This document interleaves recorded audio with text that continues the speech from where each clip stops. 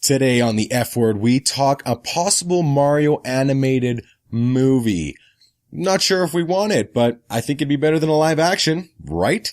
We also do our top 5 favorite Justice League members. We had over 300 of you vote for that one, and some surprising results. And then, of course, we finish off with more Justice League talk. We saw it last night. It's spoiler-free talking. Our favorite characters. Does it match up to the Avengers? And does it break the DCEU curse? Find out right now on the F Word.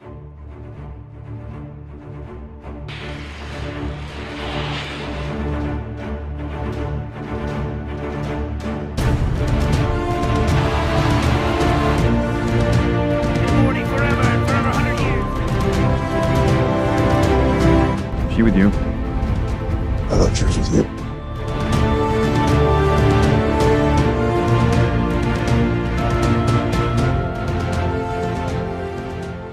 What's going on, everybody? It's the F Word Podcast, your weekly show. I am G, and with me is Anthony. You've been on a roll.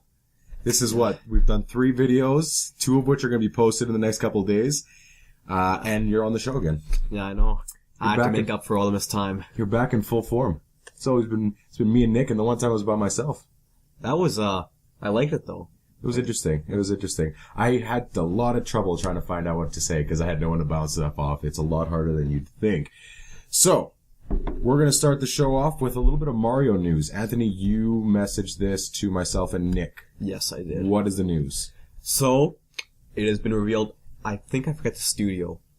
Was it Warner Brothers? That studio? It was the same studio that did Despicable Me, I know that. Okay. But that studio, I'm blanking on it for some reason right now. So Pixar. Not Pixar. No. DreamWorks. It might be DreamWorks. Okay. Anyway, some studio is doing a Mario animated film. Right. This isn't going to be a Sonic deal where it's, half live action, half CGI. From what I know so far, it's going to be fully animated. Mm-hmm. And people have been half and half. Some people are saying, like, oh, I don't want to see this because, video game movies have about as good as a track record as a DCEU does. That's not a bad comparison. Yeah. There haven't been a good video game movie since the original Mortal Kombat. And actually, I was surprised because in the trailers, when we were going to see the movie for last night, Tomb Raider is coming out. I thought that project wasn't going to go anywhere, but it's coming out soon. That trailer was good too. Like, it actually looks like a Tomb Raider game as opposed to like an actual just movie. Mm-hmm. There's a lot of elements in there, specifically from the newest Tomb Raider that came out, that I really enjoyed. I was like, this could actually... hopefully it actually, does good. So Uncharted get pushed in the way. If this does good, Uncharted's going for sure. But, so Mario is going to be in the vein of what type of animation? Are we talking? I'm hoping it'll be done in the same style as Angry Birds. Okay. Just because I really like that, animation. I feel like a Mario film in that kind of style would look really good. Yeah. I just hope I hope it's goofy. I hope it's for kids. Cause honestly, I hope they're not making a film for, 20-year-olds. But do you think a Mario movie for kids is the way to go? And the only reason I'm saying that is because you have a bigger generation that likes Mario than you do in terms of the kids. Like, the kids only like Mario for what they have now, but we're talking Mario from the original NES. Like, that's a tough thing to decide because at least Angry Birds came out didn't come out that long ago in comparison. And so it was definitely geared towards kids that were playing it. But Mario's a legacy. There's a legacy there. But this was something I had to come to terms with the new SpongeBob film that came out, however long ago. Oh, yeah. Is that it isn't a film for us. Mm-hmm. It's a film for the new generation to get Mario back on the map, even though he, never left the map. But just to get some more kids, to get more hyped on Mario and all that. So it's not I feel like it shouldn't be for an old school generation. It should be just for kids just to enjoy, because I would rather see a goofy Mario film than like a, somewhat serious one. Okay. But I feel like just the way to go is just have it be like silly and goofy. See, depending on which, if it's DreamWorks or Pixar, whoever they do it, they've always done a good job. I mean, you look at like The Incredibles, okay? We've been waiting forever for Incredibles 2. I have not. You haven't? Toy Story 4, I've been waiting for forever, and they keep on delaying it. See, Toy Story has had a really good run of movies, and they've all been really good, but Incredibles needs Incredibles 2. It's been so long, because, again, you look at the gap of how many Toy Story movies? We've had enough. No, not enough. We've had enough. Incredibles has only had one, and people have been clamoring for one for a while. But the beauty with those ones is that it is for kids, but the way that they write them, they also have it so adults can enjoy it, and they have a lot of adult themes in there, and a lot of people are into it. And it's a good Fantastic Four movie without using any of the characters. Well, exactly, right? So at that point, maybe for the Mario one, is they do it the same way, clearly looking at gearing it towards kids. Mario Odyssey came out. You just did an FES for the F-Bomb series on Mario Odyssey, and you loved it. And so for those who are getting introduced to Mario now with that, then maybe the timing is right, because it's been getting rave reviews. Like Game of the Year, future Game of the Year. 1 out of the 5 games of the year, including Zelda. So I think if they do it, obviously for kids, and like they do with a lot of these, the animations, that do very well are the ones that are able to hit 2, 3, 4 generations or whatever of people. And when I do say I hope it's for kids, I'm thinking towards the style of Pixar films where it is, geared for kids, but adults can go in and there will be like those subtle jokes and you can just follow along and actually enjoy it. That's what I was saying. Yeah, they've got all those. They actually have the adult stuff in there because it goes way over the kids' heads. Now, kids today are a little bit, like SpongeBob. Kids today are a little bit more, I guess, in tune with that stuff. It's like... Thanks to Google. Thanks to Google, thanks to the internet. I mean, for me, at the age of what a 5-year-old, not even a 5-year-old, what they're saying and what they're exposed to is 10 years ahead of what I was exposed to at their age. I mean, I probably didn't get exposed to most of that stuff until I was 10, even close to 15. So I think it's going to be a little bit harder to do the more they do these animations, because younger kids are understanding more, and they can't really write it for almost 2 separate audiences and have the one part understand it and the other part not. They're all going to start to understand it equally. So that's going to be a tough one. So if they were going to do a Mario, everyone knows that Mario goes to save Peach. Mm-hmm. In Mario Odyssey, like you were mentioning, you can play as different people, and it's still the same concept. You're saving Peach, right? You can only play as Mario. You can only play as Mario. Yeah. Okay. But you're still saving just Peach? Yeah. So in all the Mario games... Well, you're saving Peach, and then your hat is its own character who's going to save his sister, I believe, who's the tiara for Peach. So it's kind of like a dual thing, but still Peach. So then, I guess not my concern is that it's a very basic plot, which is fine. If you start with a basic plot, then you can build from it. But I mean, what type of Mario do they give us? I feel like... Do they give us one like Odyssey, where he's going to moons in the real world and so on and so forth? Do they give us one like Mario 64, where it's just focused in the castle and, they had the pictures on the wall that you can go into that other world, which I think would be really sweet. What kind of story would they go with? I think just a basic one would be fine. Because think about it, this is a video game, but a very basic game. Mm-hmm. Like, they don't need it, because all these other video game movies that they set up have all been the most complex, stupid storylines that stray from the source material, and it's all bombed. Yeah. This is Mario. You literally cannot mess this up. It is the most simple plotline to follow. Unless you do a live action. Yes. Which they did, and it bombed horribly. Have you seen it? No, but I remember my teacher in grade 7 would defend that movie religiously, just like I defend the DCEU religiously. But, I don't... Okay, if it's between the two, I can understand you defending the DCEU. But it's really tough to defend that Super Mario's movie. Yeah. Anyone that has seen it, it's... The only thing Mario about it is that the 2 characters are named Mario. They showed a Bob-omb at one point. And the one girl's name is Peach or something like that. Other than that, it almost had nothing to do with Mario. And it was most likely because they shouldn't have done a live action. It should have just not have happened, stick to animation. You have more freedom that way. So what would make it a good adaptation to you then? Well, I think... In the animation world, of course. Animation. What are the elements that you're looking for that you need to see to make it so you're satisfied with this was a good and honest and perfect depiction of Mario in a movie? So as I said before, it has to be fun. Sure. Colorful. Just like the animation has to look clean, which I'm sure Nintendo, if they're gonna go for a movie again, they're gonna they've all they do now is release clean products. I don't think they've released a sloppy product in a while. Yeah. I think the storyline has to be like, has to follow. Easy. It's gonna be for kids. I'm gonna guarantee it's gonna be for kids. So obviously it's gonna be a more basic, easy to follow plot line.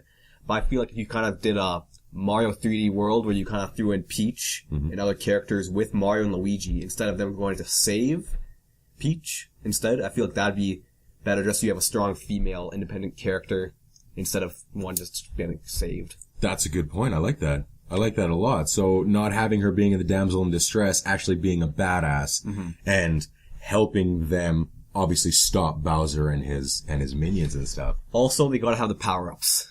Oh, see, and that's the, yeah, and I mean, they could definitely do that with the animation. Way better than they could have done in live action. Power-ups in particular, are we talking star power? Are we talking the growth, like the mushroom? Any other ones? I'm thinking the classics, and then kind of incorporate the new stuff. Okay. So you can have the ice flower, the tattooey suits. Okay. Raccoon suit, basically. Oh yeah, the raccoon suit, yeah, where he like spins around and moves things with his tail. There's a cat suit now, which was kind of the game where Peach was, you could actually play as Peach for the second time, at least. I feel like they just gotta incorporate, they gotta just, like, throw references back and forth.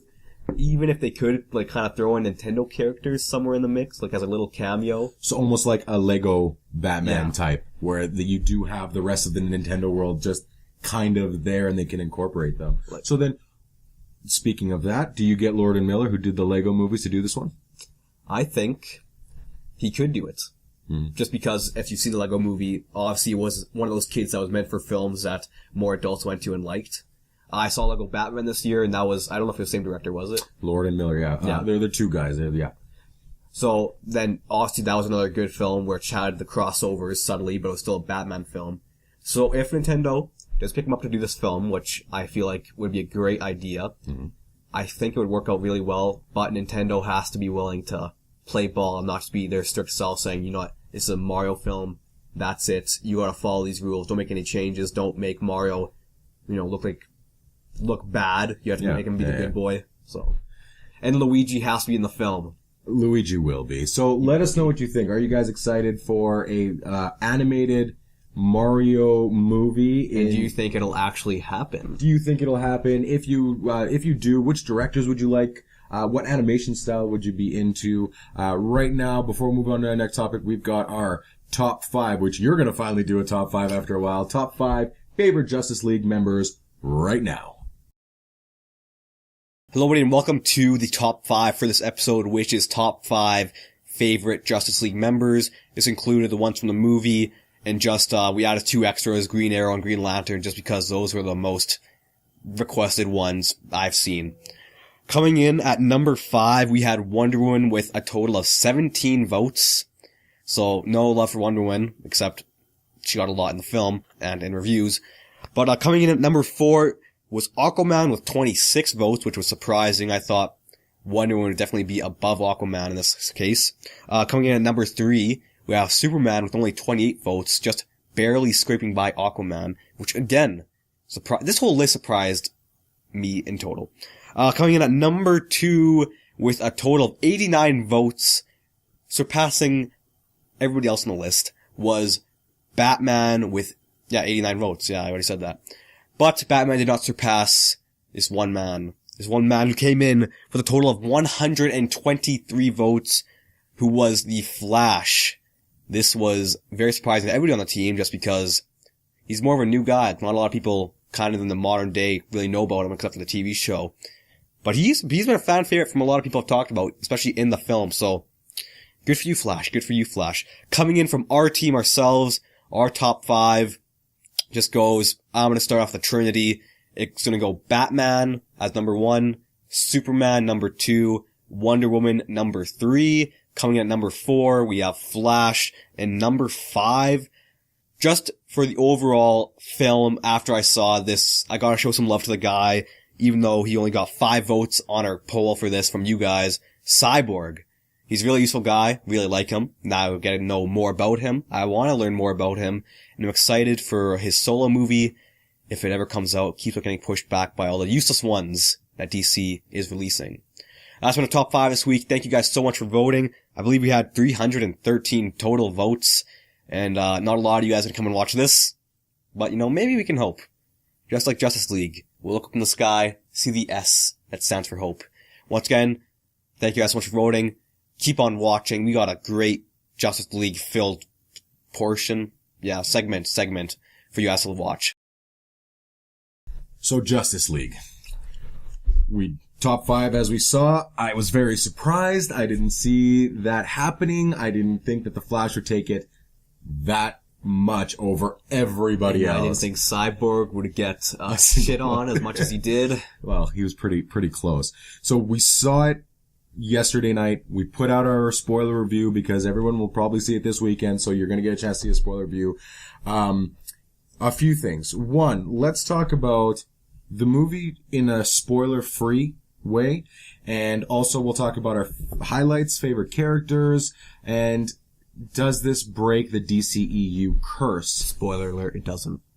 So you don't According think to it Rotten does? Tomatoes. According to Rotten Tomatoes. According to you, though? I don't know, because I'm a DC fanboy.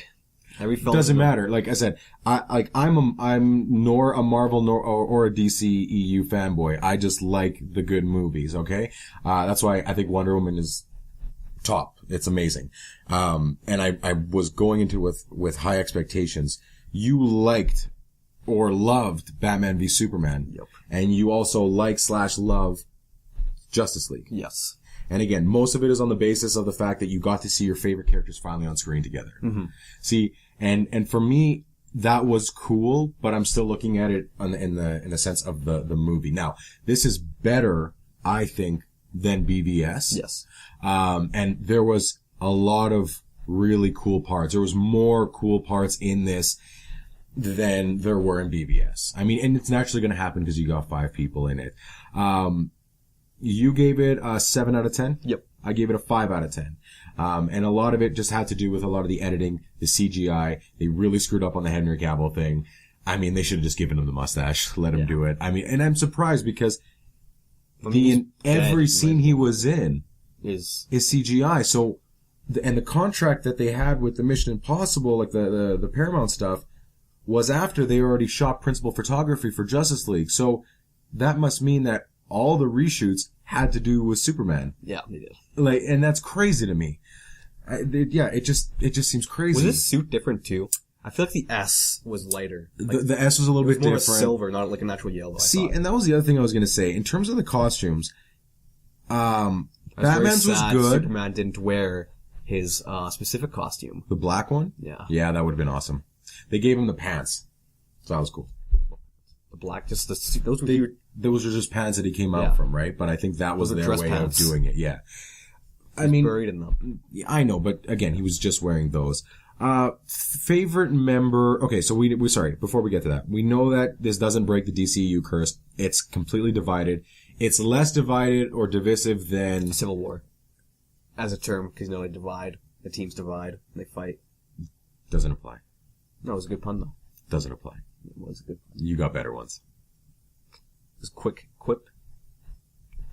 You've got better ones. So, it wasn't as divisive as Batman vs. Superman.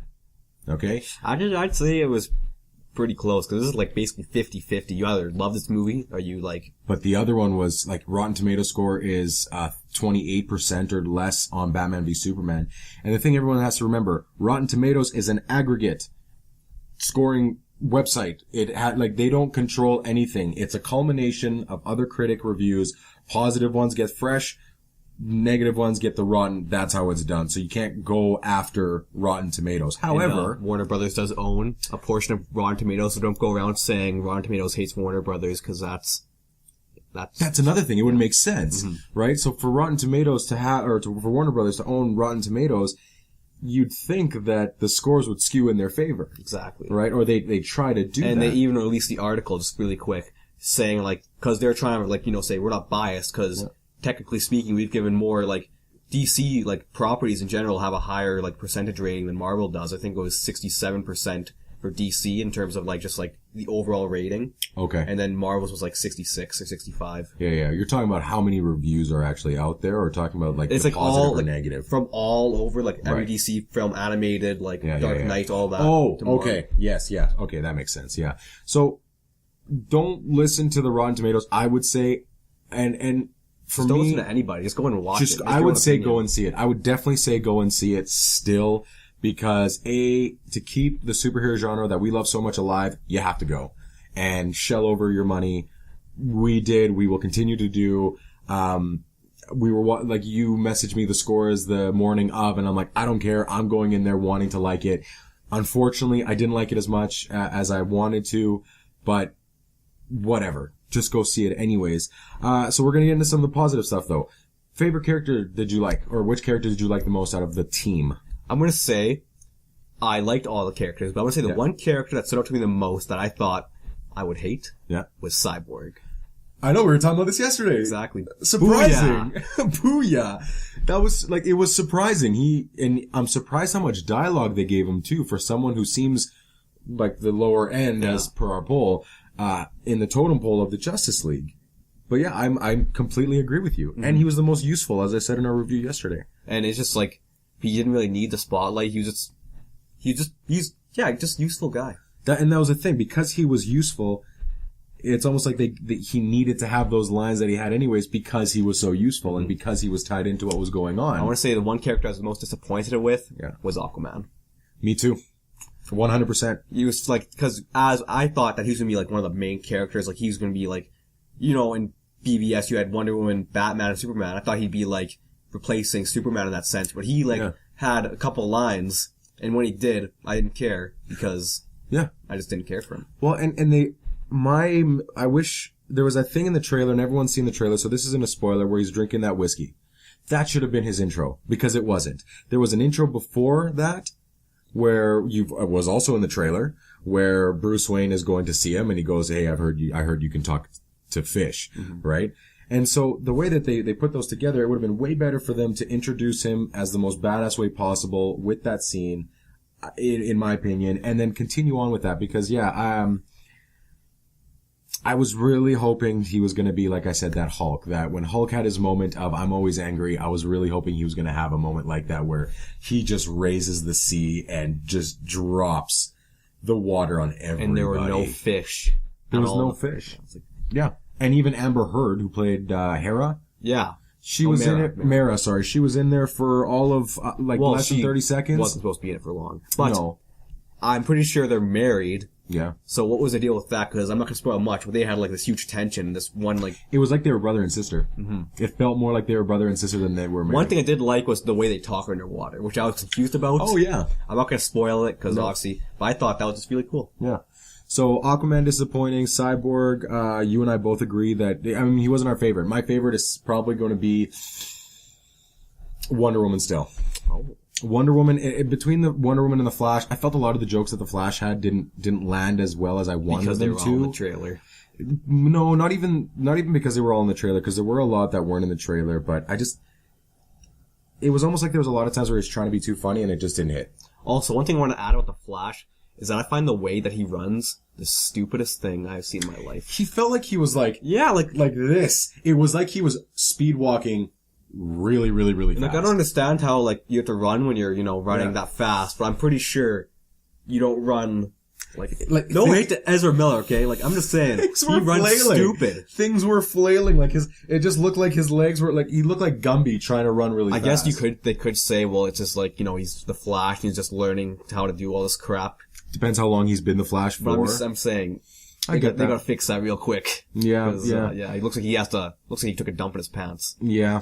I mean, and I don't know if the CGI, because I know that the CGI was a big issue for me too, but, the Batman I really like, Wonder Woman, she just crushed it. Anything to do with Wonder Woman in that, she was great. They gave her more dialogue and she was delivering her dialogue a lot better than she did in Batman vs. Superman, which wasn't a lot to begin with, but you can tell that she was, she actually has been taking lessons and she's learned the language a little bit better. No one has to learn her language or act around her while she emotes. She was actually more of a presence. It was like she was the head of it.